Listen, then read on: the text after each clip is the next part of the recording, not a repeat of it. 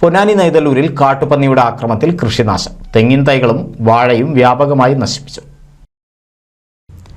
പൊന്നാനി നെയ്തല്ലൂർ മേഖലകളിലാണ് കാട്ടുപന്നികളുടെ ശല്യം വ്യാപക കൃഷിനാശത്തിന് ഇടയാക്കുന്നത്.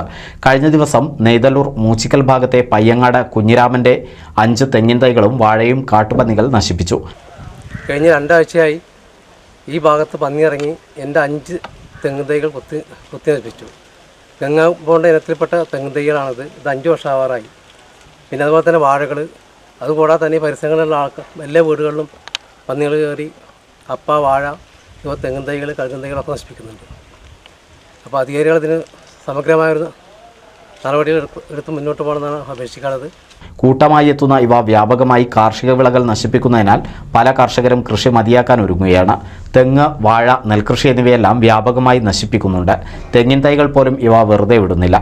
കൂട്ടമായി എത്തുന്ന കാട്ടുപന്നികൾ കൂടാതെ ഒറ്റയ്ക്കെത്തുന്നവയുമുണ്ട്. വലിപ്പം കൂടുതലുള്ള ഇവ ഏറെ അപകടകാരിയാണെന്നും നാട്ടുകാർ പറയുന്നു.